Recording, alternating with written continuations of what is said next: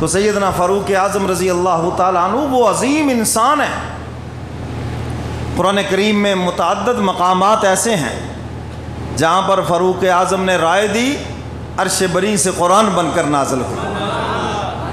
یعنی ان کی رائے وہی آسمانی سے مل گئی.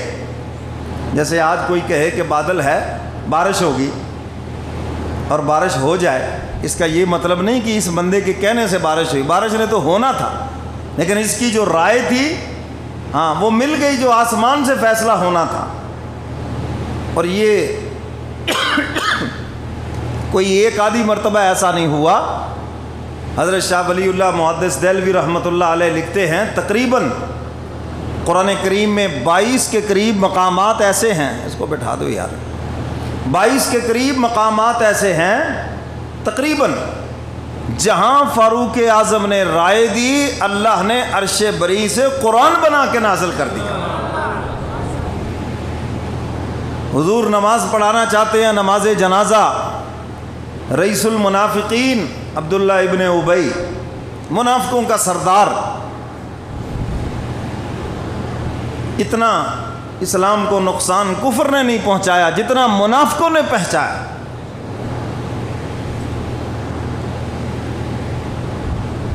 اما عائشہ صدیقہ رضی اللہ تعالی عنہا پر الزام لگایا، اور یہ پیش تھا بے ایمان. جب یہ فوت ہونے لگا، اس کا بیٹا سچا مسلمان تھا، اس نے آگے کر دیا حضور کے پاس جاؤ اور درخواست کرو مجھے اپنے ناخن دے دیے جائیں، بال دے دیے جائیں، اور مجھے اپنا کرتا دے دیا جائے، اور یہ چیزیں مجھے پہنا دی جائیں تاکہ میں عذاب سے بچ جاؤں.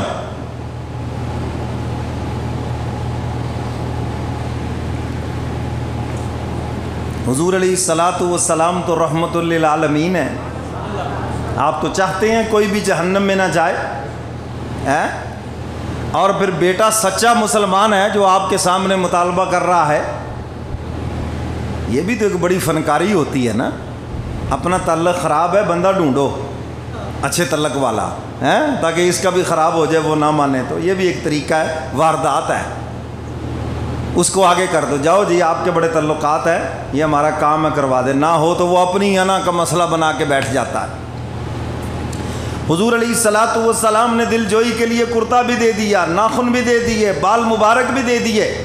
میں اگر اسی سے اس کی بخشش ہوتی ہے، اور تیرا نبی تو یہ چاہتا ہے کہ ساری امت بخشی جائے، اور اس کی وصیت تھی میرا جنازہ بھی حضور پڑھائیں. حضور آگے نماز جنازہ پڑھانے کے لیے، صفیں لگ گئی، جنازہ تیار ہے. سیدنا فاروق اعظم رضی اللہ تعالیٰ عنہ بھاگتے ہوئے آ رہے ہیں، اور آ کے عرض کرتے اللہ کے محبوب،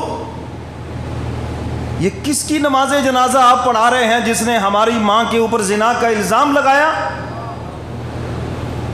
یہ کس کی نماز جنازہ جس نے کبھی کوئی موقع ہاتھ سے جانے ہی نہیں دیا، اسلام کو نقصان پہنچایا، ہمیں نقصان پہنچایا؟ اللہ کے محبوب آپ اس کی نماز جنازہ پڑھا رہے ہیں؟ حضور علیہ الصلاۃ والسلام نے فرمایا ہاں عمر، لوگ اس کے کردار کو بھی دیکھیں گے اور میرے حسن اخلاق کو بھی دیکھیں گے. لوگ مسلمان ہو جائیں، اور میری منشا تو یہ ہے کہ کوئی بھی کافر نہ رہے، سب مسلمان ہو جائیں. عرض کیا اللہ کے محبوب میری غیرت گوارا نہیں کرتے. حضور علیہ الصلاۃ والسلام نے فرمایا عمر میں تو جنازہ پڑھاؤں گا، اللہ کی طرف سے منع تو نہیں ہے. جب اللہ کی طرف سے منع نہیں ہے تو میں جنازہ پڑھاؤں گا. عرض کیا اللہ کے محبوب ہم آپ کی اقتداء میں نماز پڑھیں گے، ہم واک آؤٹ نہیں کریں گے، ہم نماز پڑھیں گے آپ کی اقتداء میں، لیکن جہاں تک غیرت کا معاملہ ہے مجھ سے برداشت نہیں ہوتا.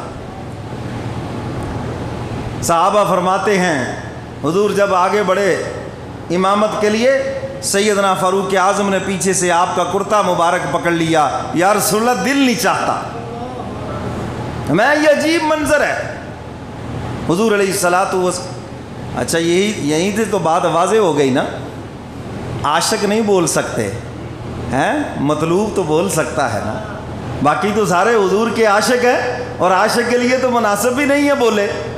اور سیدنا فاروق اعظم عاشق بھی ہیں اور حضور کے مطلوب بھی ہیں. تو اسی لیے محبوبانہ انداز میں بار بار عرض کر رہے ہیں حضور غیرت نہیں برداشت کرتی، اور میں عمر اللہ کی طرف سے منع نہیں، تو اس لیے میں جنازہ پڑھاتا ہوں، میرا حسن اخلاق دیکھ کر لوگ مسلمان، اور واقعی 1000 کے قریب لوگ مسلمان ہوئے حضور کا یہ اخلاق دیکھ کر۔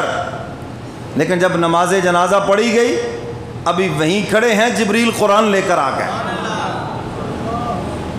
فرمایا وَلَا تُصَلِّ عَلَىٰ أَحَدٍ مِّنْهُمْ مَاتَ أَبَدًا وَلَا تَقُمْ عَلَىٰ قَبْرِهِ إِنَّهُمْ كَفَرُوا بِاللَّهِ وَرَسُولِهِ وَمَاتُوا وَهُمْ فَاسِقُونَ۔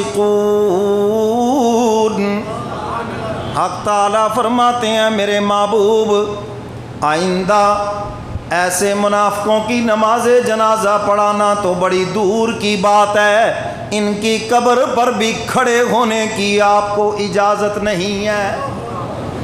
فرمایا جو بات فرش پر تیرے عمر کو پسند ہے وہی بات عرش پر تیرے معبود کو بھی پسند ہے،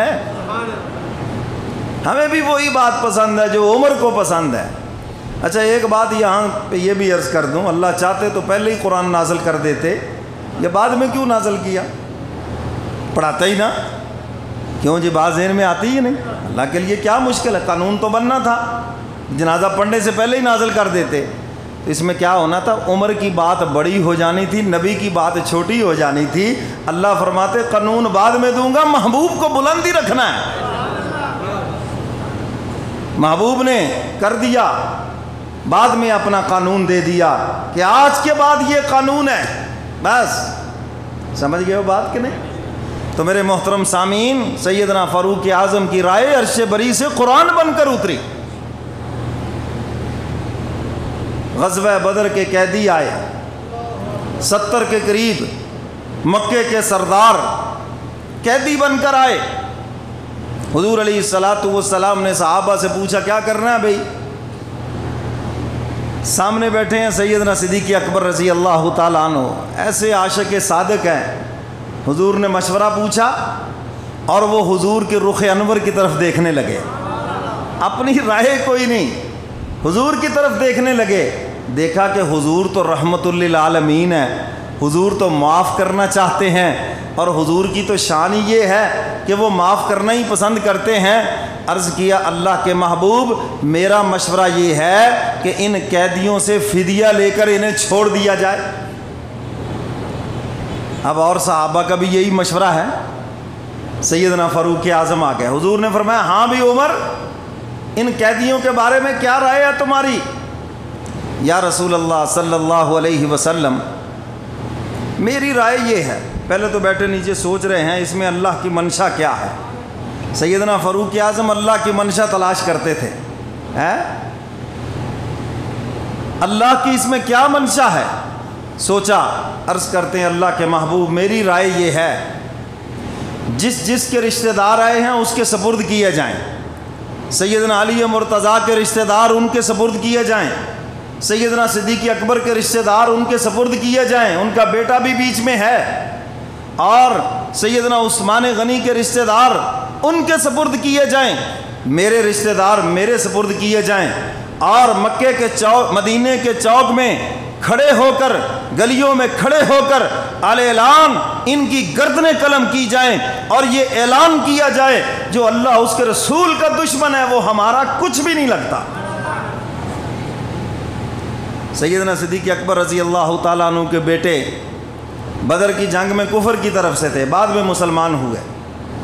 تو ایک دن ابا جان کے ساتھ بیٹھے کھانا کھا رہے تھے، کہنے لگے ابا جان آپ کئی مرتبہ میری تلوار کے نیچے آئے لیکن میں نے آپ کو باپ سمجھ کے چھوڑ دیا۔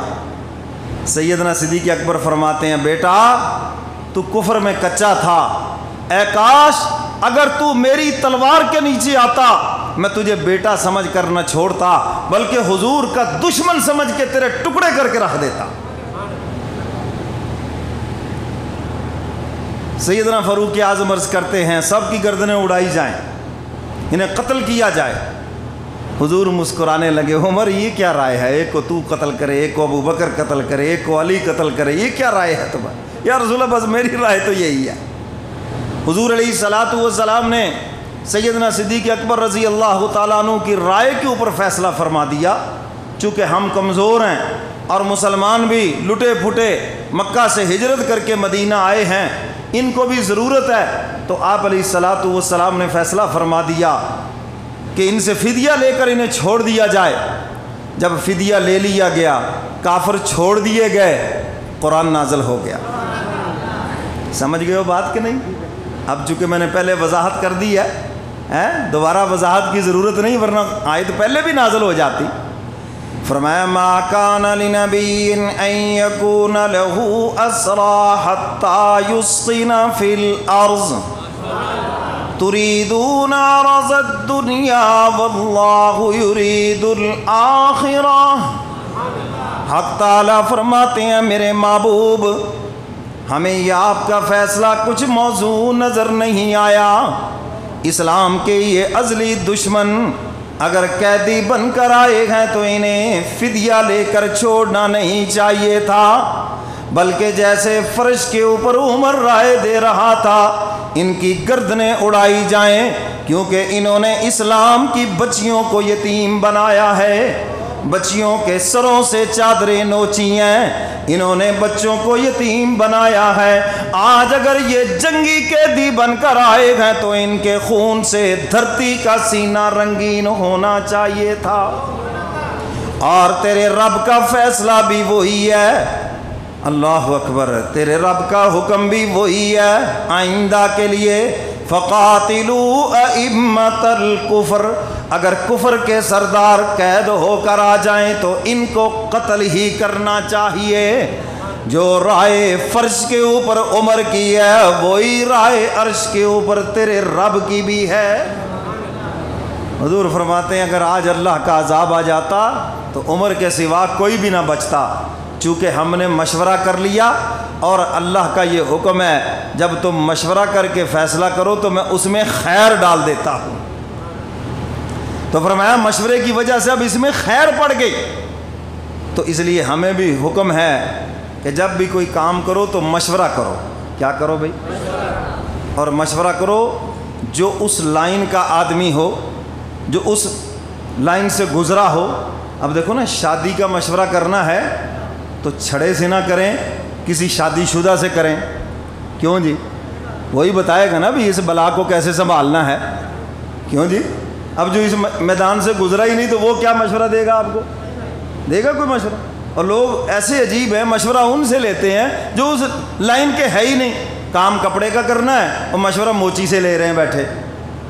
کیوں جی؟ ہوتا ہے ایسے کہ نہیں؟ کام اس نے کوئی کرنا ہے اور مشورہ دیکھو کس سے لے رہا ہے، جو بڑا سیاںا ہے جی، وہ بڑا سمجھدار ہے۔ پھر جب دھڑن تختہ ہوتا ہے جی، مشورہ بھی کیا تھا جی، کن سے کیا تھا؟ جو اس لائن کے بندے ہی نہیں ہیں۔ میری بات سمجھ آ گئی؟ تو پہلے کریں مشورہ اور پھر اس کے بعد اللہ سے استخارہ کریں، اللہ سے پھر آخر میں مشورہ لیں، تو انشاءاللہ العزیز حدیث مبارکہ میں آتا ہے اللہ رب العزت پھر خیر ہی خیر اس میں ڈال دیتے ہیں۔ سمجھ گئے کہ نہیں؟ پہلے استشارہ پھر استخارہ، یعنی پہلے کریں گے مشورہ اس لائن کے لوگوں سے، اور اس کے بعد جو رائے بنے پھر استخارہ کر لیں، اللہ سے مشورہ کر لیں۔ اور استخارے کا طریقہ ہمارے یہاں چھپا ہوا ہے، لے لیں خانقاہ سے، بڑا آسان ہے۔ اور یہ جو کہتے ہیں جی آن لائن استخارہ، یہ ایک فراڈ ہے، ڈرامہ ہے جی۔ ہاں جی، مولوی صاحب سے استخارہ، کام آپ نے کرنا ہے، استخارہ مولوی صاحب کریں، شاباش ہے تمہارے ہیں۔ اور انہوں نے کہا چلو 200 آتا ہے، ہمیں کیا تکلیف ہے، بے وقوف ہاتھ چڑھے ہوئے ہیں، جو کو 500 1000 ملتا ہے لے لو۔ استخارہ آپ نے کرنا ہے، مشورہ اللہ سے آپ نے کرنا ہے، اور اللہ نے بھی مشورہ آپ کو ہی دینا ہے۔ سمجھ آئیے بات کہ نہیں؟ وہ بات سمجھ آ رہی ہے یہ نہیں؟ تو میرے محترم سامعین، کوئی مشکل کام نہیں، بہت آسان ہے۔ ایک مرتبہ جب استخارہ کرو گے ساری زندگی مجھے دعائیں دو گے کہ مولوی صاحب ہم تو اس ٹینشن میں تھے کہ پتہ نہیں یہ کتنا کا مشکل کام ہے۔ کوئی مشکل کام نہیں، ایک لمحے کا کام ہے صرف یہ۔ تو جب آپ اس کی تفصیل پوچھیں گے تو میں آپ کو سمجھا دوں گا۔ 1 منٹ میں بھی استخارہ ہو جاتا ہے۔ کتنے میں؟ 1 منٹ میں کریں گے آپ، اور انشاءاللہ ہر چیز آپ کو نظر آئے گی۔ یہ کیسے ہو سکتا ہے کہ اللہ سے مدد طلب کرے وہ مدد نہ کرے، اللہ سے استخارہ مشورہ طلب کرے تو اللہ مشورہ نہ دے؟ یہ ہو کیسے سکتا ہے؟ سمجھ گئے ہو بات کہ نہیں؟ ہاں، آج ہمیں جب مجبوری ہوتی ہے کہتے جی کسی عامل کو ڈھونڈو، عامل کو مصیبت میں پھنس گئے، اور میرے پیر و مرشد فرماتے ہیں عامل کی ضرورت نہیں، کسی کامل کی ضرورت ہے جو تمہیں مولا تک پہنچا دے۔ سمجھے ہو بات کہ نہیں؟ تو لوگ انہیں چکروں میں ہیں جی کوئی عامل مل جائے طویل دھاگا کر لیں، دم درود کر لیں، فلاں کر لیں فلاں، میں نہیں، عاملوں کی ضرورت نہیں، کسی کامل کی ضرورت ہے جو تمہیں مولا سے ملا دے، انشاءاللہ العزیز کسی چیز کی ضرورت ہی نہیں رہے گی۔ سیدنا فاروق اعظم رضی اللہ تعالیٰ عنہ